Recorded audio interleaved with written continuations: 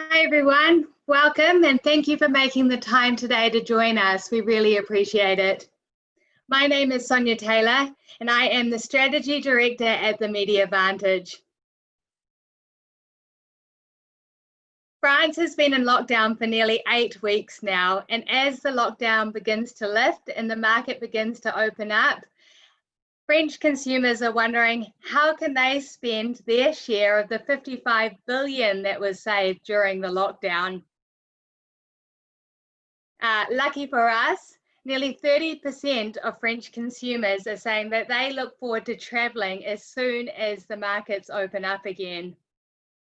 Like you and many other marketers out there, we've been asking ourselves, how has media consumption changed over this period of time? And what is the right messaging to use to reach the French consumer considering the circumstances? Today, we are very lucky to have 3 amazing panelists joining us from Paris. Hi, guys. They're joining us from Langadeer and France TV, our represented media partners. Firstly, we have Julian speaking from Langadeer Publishing. Langadeer is in fact one of the world's largest media houses. Its media spans from print, online and radio. They're very well known for their titles Elle, the #1 women's magazine globally, and also Le Point, one of the most famous French magazines. Secondly, we have Laetitia and Wissam from France TV. France TV is one of the largest TV broadcasters in France. They're very well known for the channels TV2, TV3, TV5, Monde, as well as actually internationally their news broadcast France 24. Before we get started, just a little bit of housekeeping. Today's webinar will be 1 hour in length. Each of the speakers will speak for about 20 minutes each. And at the end, we'll hold a question and answer session. If you do have any questions, please just put them into the chat box at the bottom and we'll hopefully be able to answer them at the end. Alternatively, please do reach out to us, and if you have any more questions or you want to know more, you can reach us on Instagram, LinkedIn, as well as WhatsApp, and obviously via email, and we will be happy to help. So without further ado, I'm going to pass you over to Julian. Thank you, Julian, so much for joining us today. Thank you. All right, so I'm just going to share my screen.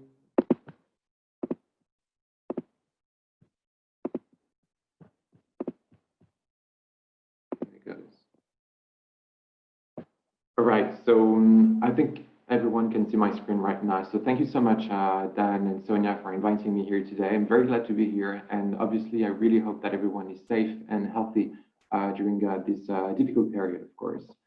So just before we start, I wanted to explain with you very quickly who we are. So as Sonia was mentioning, we are a French media company that owns the Elle brand worldwide.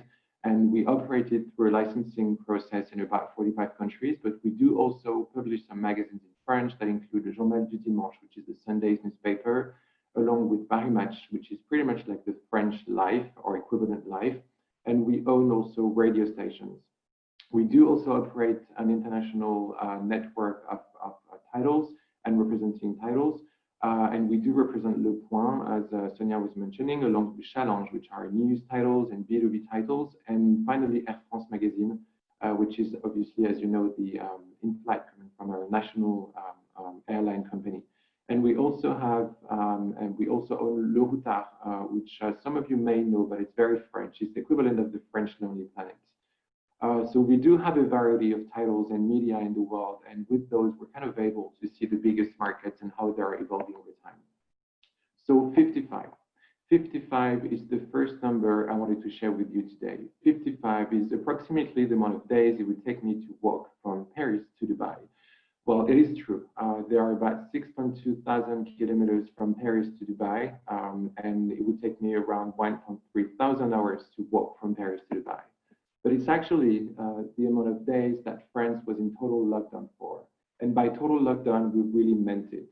So all unnecessary shops were closed during the lockdown, including bars, cafes, restaurants, any kind of shops, excluding, of course, pharmacies and other chemistries. We were not allowed to go out of our home except for 5 very specific reasons that included, of course, going to the doctor, going to see the police, and finally, of course, helping an elderly person. So I don't know about Dubai, although I've seen a few videos of what happened in Dubai during the confinement, but Paris was simply empty. So I've never seen a city that quiet before, ever. So we wondered if this had at some point some effects over the infrastructures. Well, interestingly, what the lockdown in Paris meant, it meant that in the week of the 16th of March, so the first week of the confinement, the Paris City Hall recorded a 30% year-on-year improvement in the air quality. Water consumption has dropped by 20% compared to the year before. Electric consumption dropped by 20% and gas by 10%.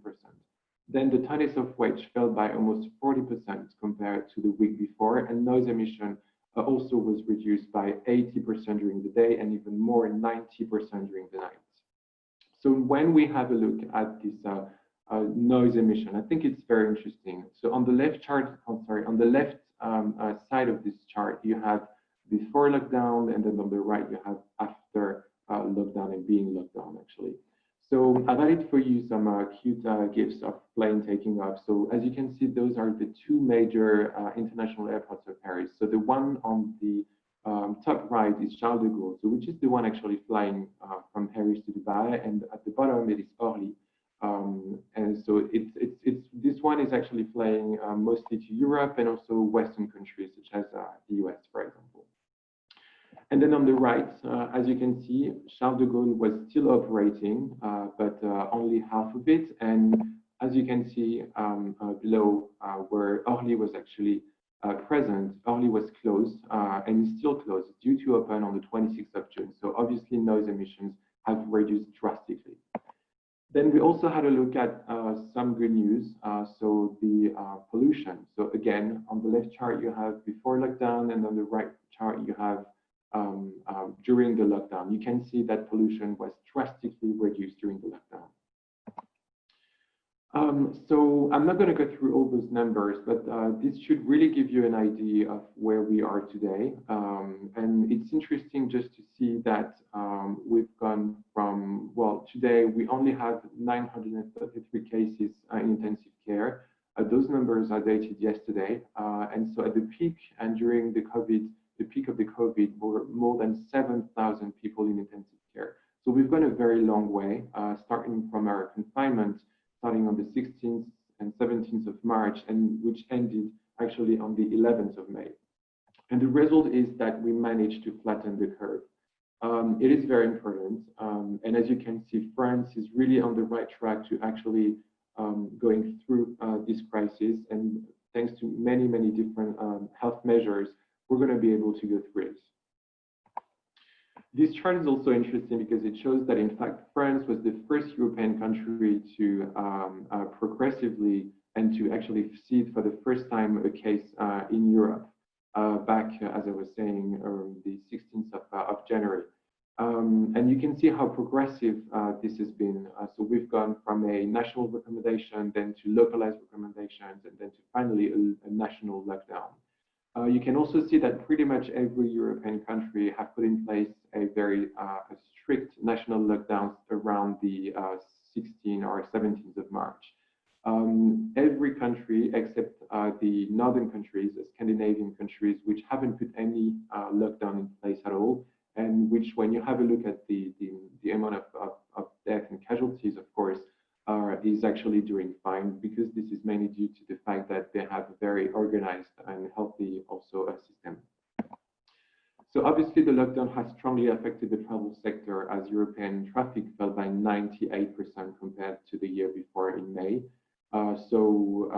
But when you have a look at the traffic from the 2 biggest airports, which are Paris, Charles de Gaulle, as I mentioned, and London Heathrow, you can see that the decrease in traffic really started only around the 5th or 7th of March. So despite the fact that Asia was already in lockdown with Korea, China, Japan, which was restraining measures, Hong Kong, and so on. Traffic actually out of Paris and London were okay compared to the year before. Although, of course, starting mid-March, it was really drastically reducing. So from quarantine to self-certificates or even travel bubbles, like Australia and New Zealand are doing at the moment, all destinations across the world are having restrictions today. So American tourists, for example, won't be allowed by European countries this summer at all, except if they want to go to Portugal and the UK or even Ireland. Well, they will be actually required a 2-week self-quarantine. Other European nations will remain closed to visitors from across the Atlantic. Italy, which, as you know, is the market actually the biggest hit in Europe just before the UK, will welcome back tourists. We're lifting borders restrictions on visitors arriving from European countries starting June the 3rd. The next major date in Europe's reopening calendar will be actually in a few days on the June 15, when Germany and Belgium will allow entry to EU citizens, along with British people, although they're not part of the EU anymore.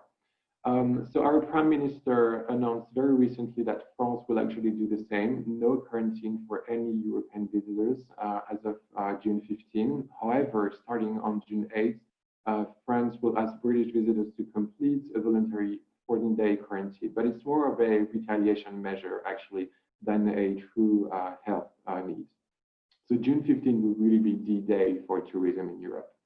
And it was just actually announced yesterday that Europe may reopen its borders starting July 1st. So that's very interesting and important for you, because the reason why I wanted to show you these numbers is because that if foreigners don't need a quarantine to come into our countries, it also means that they won't need one when coming back from your countries. So it's important because it's really something that they will keep in mind, because when you go on holiday, and if you need to stay at home for 15 days, then of course that's a major issue. And in this case, it won't be an issue this summer. So in the next few charts, we had a look at a few questions, and we actually wondered how the French and European reacted to a few items, going from their level of concern and to if they were okay to go back to work, how they were consuming media, and so on. So this first chart really illustrates the percentage of people who say that they are concerned about the COVID-19 situation. Well, that's kind of obvious. The numbers show the reality of each market here. The more important the situation in the market is, the more concerned the people are. Maybe with the exception of the UK, but it's primarily due to government explanations and how the government has put in place some measures, which were very different from the other European countries. Then we had a look at the media consumption in Europe. And so here it's interesting because Italy and Spain have consumed more social media and of course more news coverage. And so when France was watching much more TV, like I'm sure our friends from France Télévisions will actually explain in a couple of minutes. So it's interesting to see the different patterns and the different habits coming from one country to another. Then here again, it's interesting because the most trusted media to obtain information before government, politicians, before doctor, health and care providers is TV. We all know the as seen on TV effects that distribution and FMCG products are using a lot. But here, even in terms of even at the time of a crisis, it really shows and it is really working. And then finally, the second media to be the most trusted source of information remains newspapers and magazines, way before actually social media. Then when we have a look at detailed figures about the French market online surfing, you will notice that the French online surfing has increased by 25% to reach the average time spent of 2 hours and 35 minutes. We have also added a few figures within our own publishers. So Elle France, for example, unique visitors were up 30% compared to the year before, Germany 19%. And it's very interesting and important to notice that because it is tough news. So you could totally say that when you have a look at Le Point audiences, which was growing by 40%, it is kind of normal to go and look for more information about the situation.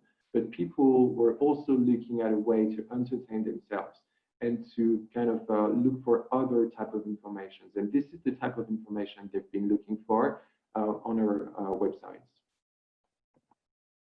We also had a look at how consumers reacted to brands and if those brands should communicate or not. And in fact, it's interesting because the Germans are really the ones that strongly disagree and strongly are against brand communicating during a period of crisis. So now it's behind us. So you will be able to communicate in Germany again very soon.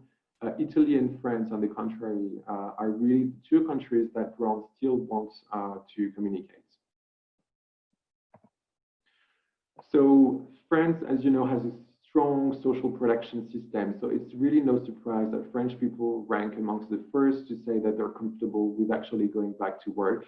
Germany was amongst the least hit market across Europe. So it's kind of easy for German people to go back to work, of course, taking into consideration social distancing and so on. When the UK and Spain were, of course, taking a big hit. So it's harder for British and Spanish people to go back to work. Communicating in crisis. So we've had a look at a few different initiatives.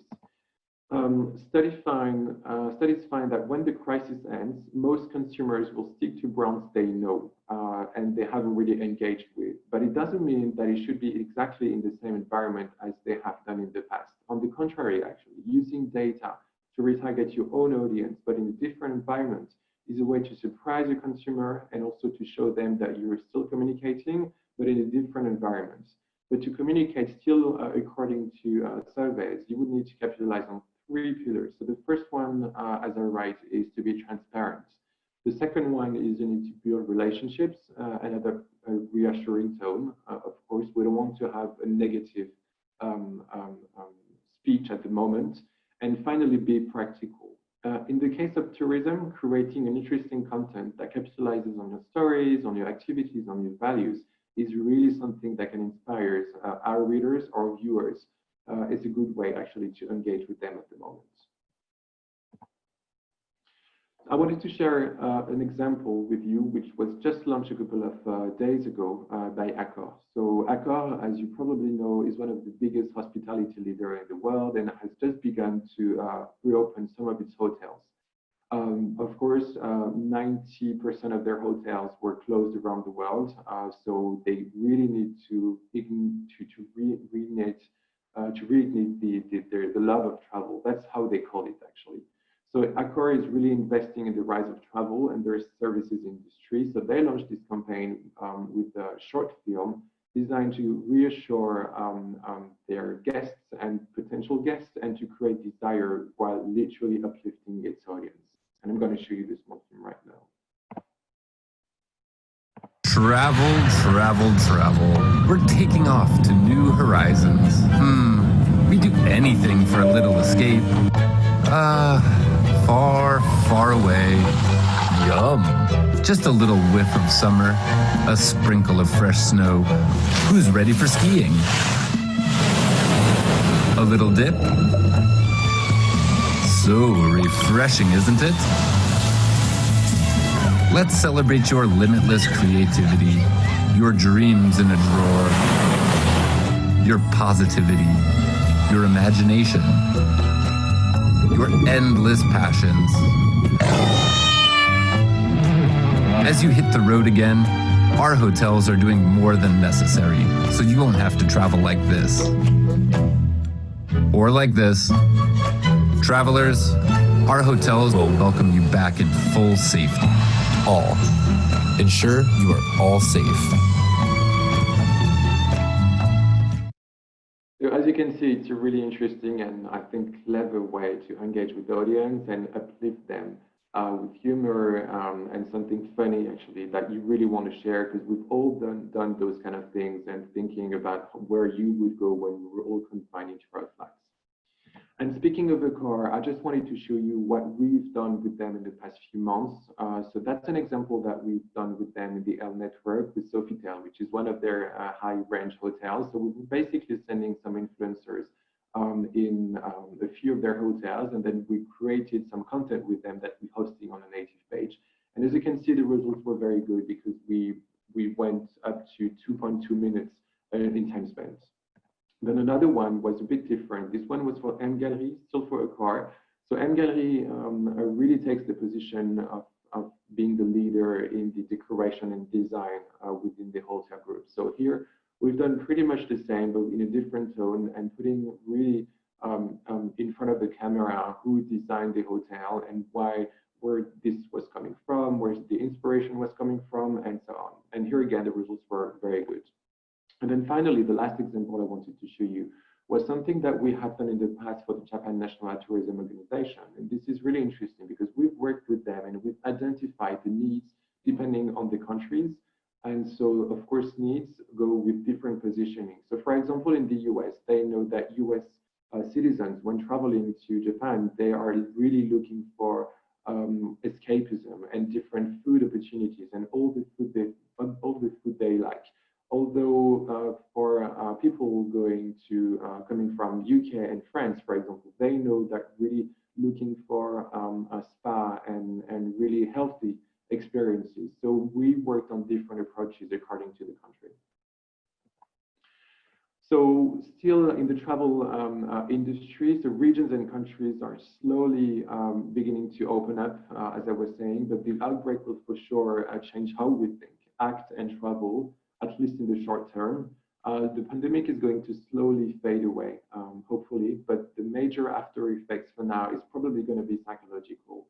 So this means the traveler will really need to know everything they can and they want about the destination.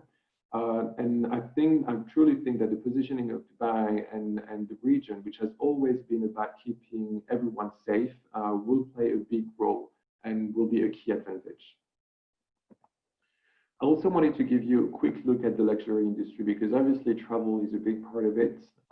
So here it's very interesting to see that only 8% of French people reporting having delayed their luxury spends, and it's pretty much across Europe. It's pretty much the same across Europe, as you can see. So those are a few examples that we ran, and we were speaking earlier about a different way of communicating during the crisis. And so you all know those brands, but they decided with us to communicate differently. So 5, this is another number. This is very easy. This is the number of charts I have left. So brace yourself, only 5 left. So when Dan and Sonia asked me to end my presentation on the market sentiment, I'm quoting their email, I thought I would share with you a question that most French people are actually asking themselves right now. So when we emerged 3 weeks ago from 2 months of lockdown, the first awkward greetings raised a serious question about life in the age of social distancing. How are we going to greet each other without la bise? As you know, la bise is the double cheek kiss, and it's so deeply entrenched into our life that it's deployed as casually as a handshake, really. Even our president greets foreign leaders with it, so going from Trump to Angela Merkel. So in the age of social distancing, how are we going to handle that? I don't have the exact answer, obviously, but I thought I would share with you a few interesting facts. So la bise, being profoundly French, means that people can't agree on the proper way to execute it and the actual number of la bise. Parisians prefer 2 kisses, I do. People in parts of Brittany are more restrained with just 1, and some other go even more than 3. That's a lot.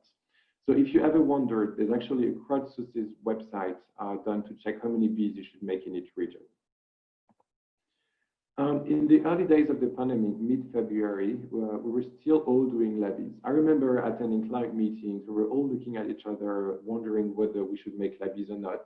It was a bit awkward, but in the end, and eventually, we all ended up making la bise at some point. So on March 5th, 10 days before France imposed strict rules and confinement, 91% of people were still happy to greet those they were meeting with a kiss. And then a week later, 3 weeks later, I'm sorry, it climbed to 14%. And World Health Organization believes the warm greetings in France and countries such as Spain and Italy played a big part in spreading the virus. So that's why today they're really speaking a lot and basically asking all those countries not to kiss each other or making embrassade, as the French people call it. So let's look at the positive notes and positive relational effects on the pandemic. So despite social distancing, obviously, and being confined at home, some people feel more connected than ever before. almost everyone is receiving more phone calls, text message, private message on social media sites than before. People may be isolated, but they're reaching far more than ever before to old friends, new friends, family members, colleagues, and so on. Also, people are coming together as communities. I don't know about Dubai, but in Paris, Facebook groups that were back in the days and a couple of months ago used to share sales news, sales items, news items, and so on, have been transformed into local groups to coordinate efforts to bring groceries to neighbors who are unable to go to a store, to support local shops, local craftsmen, to support hospitals in need for medical supplies, and so on. So I'm sure, like me, you've seen all those videos circulating over the internet that showed entire streets singing and chanting together. We have all across Europe clapped for hospitals workers and every single evening for the past 3 months. And to be finally doing something all together is somehow uplifting and comforting to me. Well, thank you so much for your attention. And of course, feel free to let us know if you have any questions. Thank you so much, Julian, for sharing that. I very much enjoyed the insights that you had about France versus some of the other European countries. Thank you. Now I'm going to pass you guys over to France TV. Thank you so much for joining us, France TV. Thank you. Thank you. Good morning or good afternoon, everyone. We are glad to talk to you today, thanks to the MediaVantage initiative.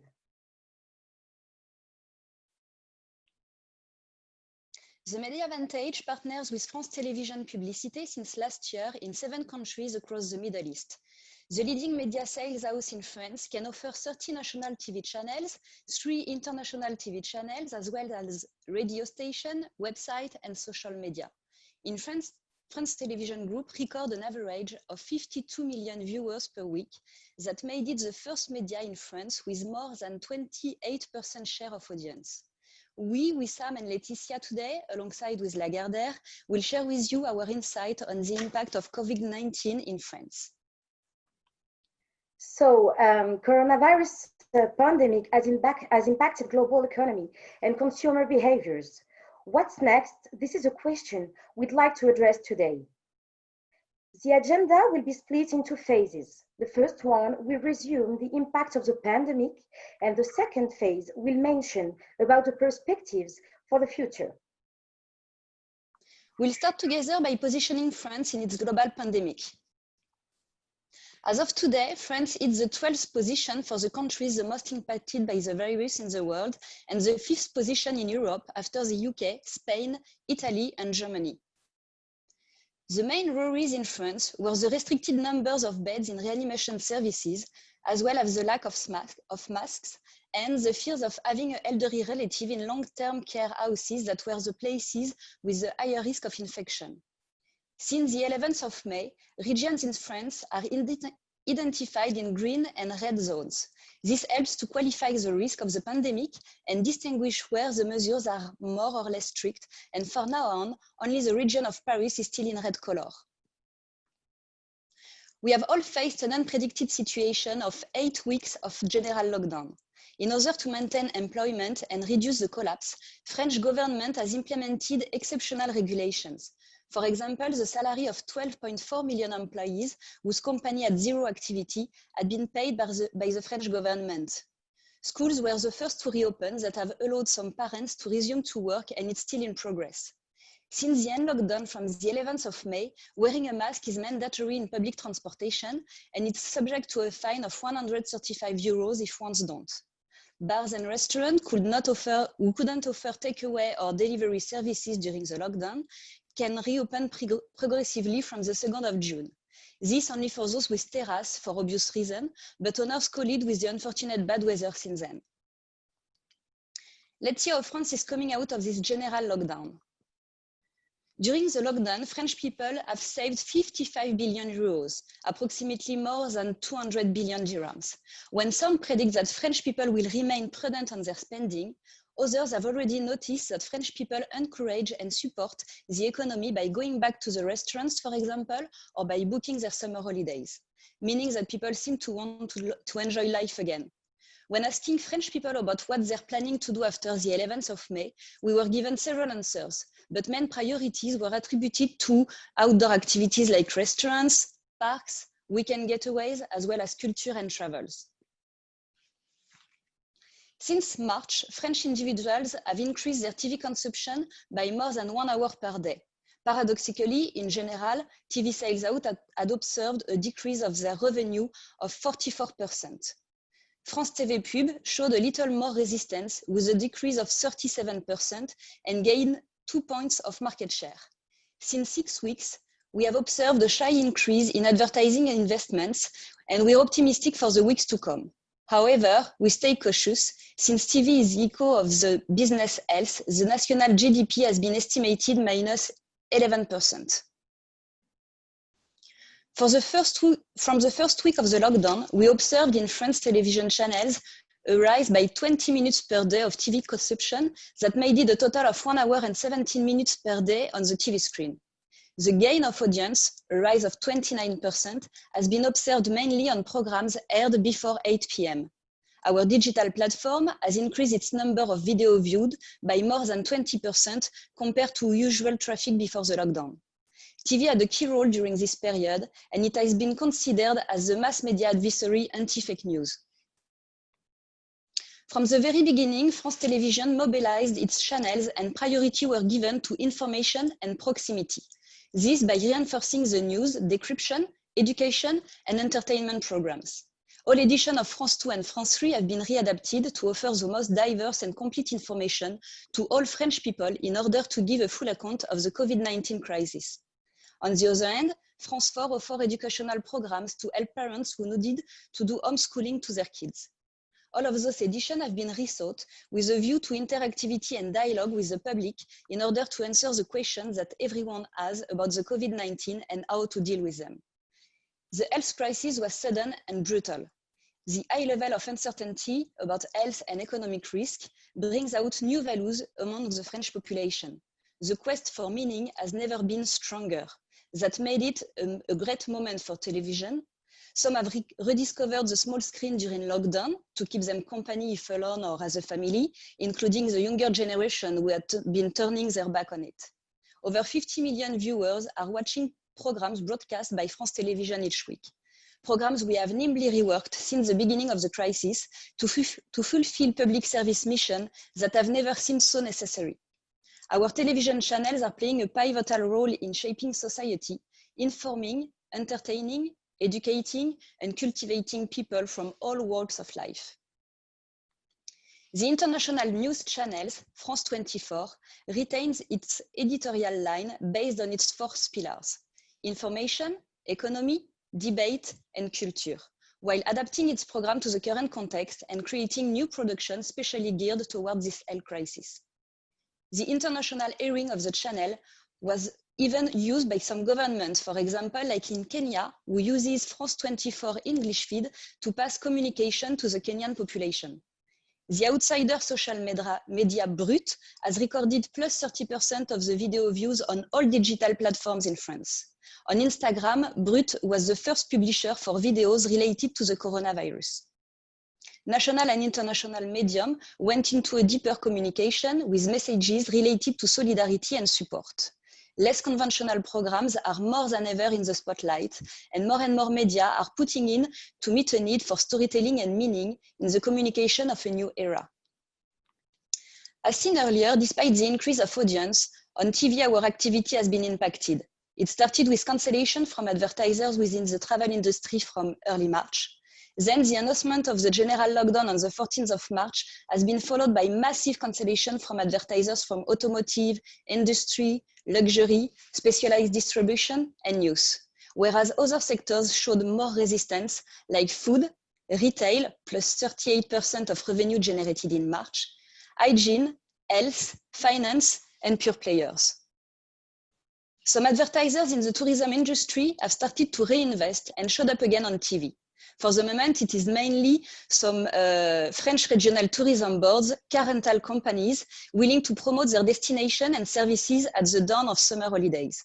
Alongside with airline companies operating again and the reopening of the borders, France Television and all medium can be optimistic to host tourism campaigns and promote dreaming destination again.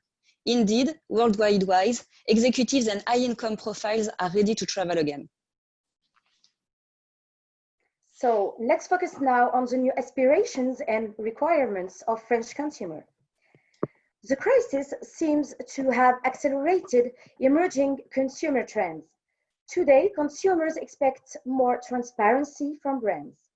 For instance, consumers are looking for more about origin and production line. Furthermore, the green spirit is at the highest.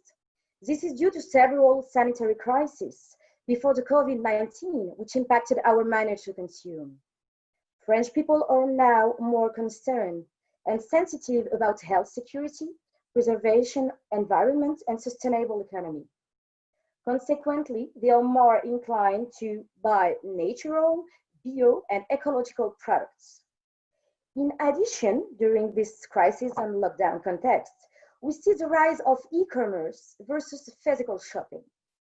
The crisis encouraged too the development of card payments. It is important to notice that all these emerging trends were engaged before in 2019 and have really further been boosted by coronavirus crisis and lockdown context. Now, post-lockdown, more than 80% of the consumers say will adopt a more responsible consumption, and 43% of them are looking for pleasure consumption. Well, during a period crisis, it is therefore necessary to have a fully aligned communication in terms of HR, institutional, and branding aspects. Let's take the case of Airbnb, which communicated on its health protocol in April. But in the same time, the company fired a quarter of its employees worldwide. Consequently, this generated a strong negative impact on Airbnb brand image. That's why the challenge of corporate social responsibility is really important. To sum up, which are the future challenges for the next month? The first one is the responsible consumption of French consumer. Also, we need to consider more the expectations and requirements of consumers, focused now on the quest of sense, but also pleasure. And last, the corporate social responsibility policy becomes a major one. All these items will be brand communication topics to meet the future challenges. And for that, to meet new consumer expectations and needs, brands must put in people before business. New types of messages are expected, such as usefulness to the citizens, solidarity with producers and retailers, the sense of collective towards employees, but also towards the population in general. As of today, brands need to be at the service of the society and everyday life. Last but not least, communicate remains also a necessity. A 6-month communication stop can lead to a 39% drop in brand awareness. So it's not about no longer advertising, but communicating otherwise. We notice the best way to communicate is promoting its values and what the company can bring to society during this period. It is therefore necessary to talk about the usefulness, inform about efforts to face the situation, adopt really a reassuring tone, and communicate on the brand values. In France, numerous brands adapted their messages during the lockdown. For instance, Burger King communicated unveiling the Whopper recipe. And other French company, Decathlon, developed a home or workout app and sports coaching services.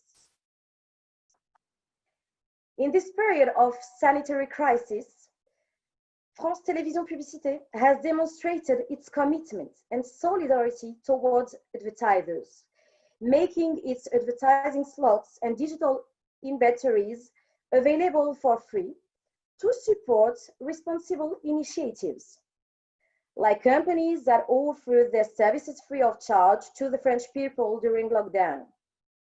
We carried out a survey that demonstrated not only the key role of French public channels, but also their strong match with solidarity messages.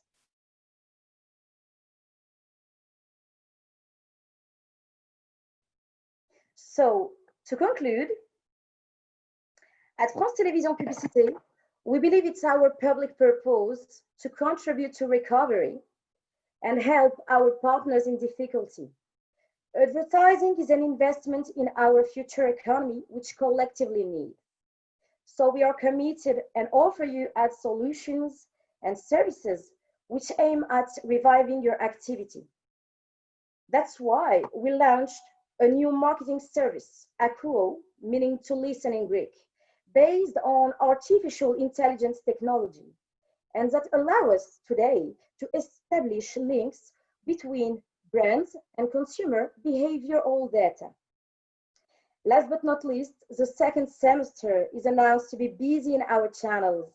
It will start with the summer programming, followed by the sports agenda with cycling Tour de France, tennis with Roland Garros, and also next year with the Olympic Games.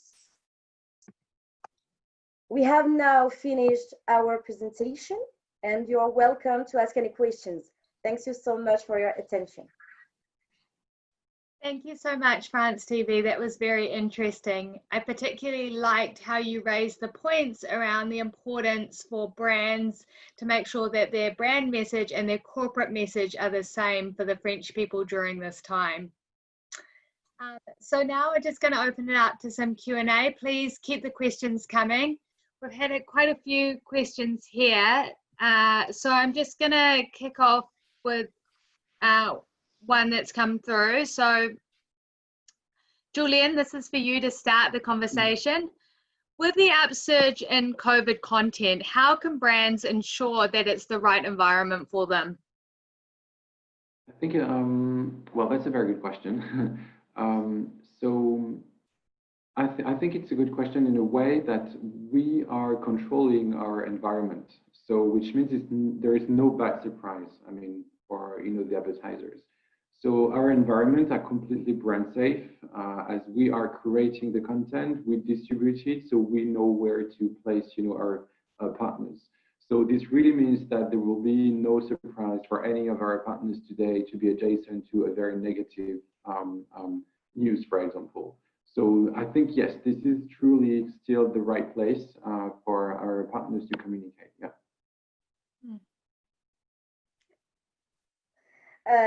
The challenge, yes, is to find the right balance and the best message to deliver.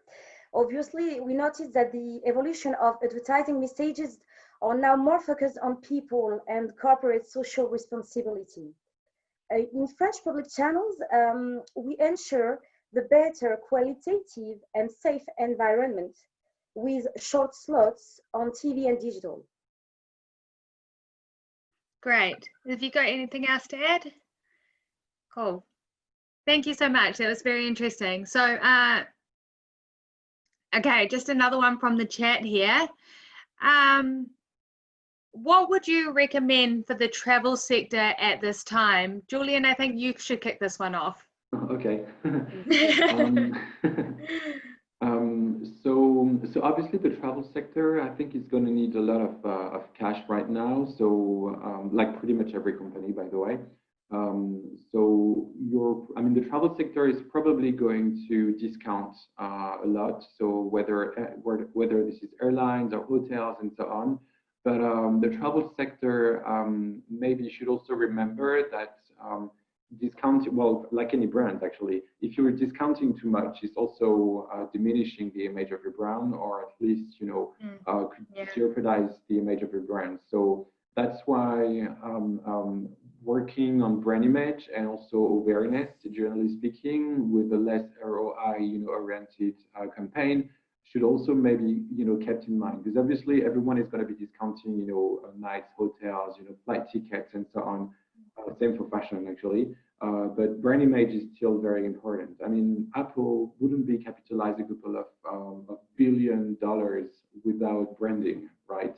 So branding still remains important, I think. And hence, you know, branding content, and I'm sure, you know, Const TV will also add a few other points to that. In addition, yeah, like Lagardère and print media in general, TV is a great catalyst for both brand awareness and image. Also, we offer several branded content solutions thanks to our creative lab that allow to our clients and advertisers to have a different message to deliver to their clients. Cool. Communicate is really a necessity. Yeah, definitely. Okay. And keep the questions coming, guys. Oh, this is one that's on everybody's mind at the moment for sure. With budget cuts, how can brands maximize ROI? So in times of crisis, as I said previously, helping our partners in difficulty is be part of our mission as a public company. The investment in advertising is not an expense, but a means of boosting your sales and maximize your return on investment. And television media plays a key role. Television is a great vector for brand awareness, image, and sales efficiency, really. €1 invested in television generates less than €5 in terms of sales for the company. We want more than ever to support you, take risks at your side, be bold, and act as a true business partner. Oh, okay. So sorry, I was still listening. It was very interesting. So I think to maximize the spend would be to mainly kind of focus on the decision makers at first. As you probably know, of course, in the travel industry, the decision makers most of the time are women, which is good for us. Of course. So, I mean, that's true, right? Well, you're going, I mean, in a family, the woman is actually taking in charge, you know, the holidays, because they're also the ones looking at how, you know, the kids are going to be spending their holidays, if the environment is safe, and so on and so on.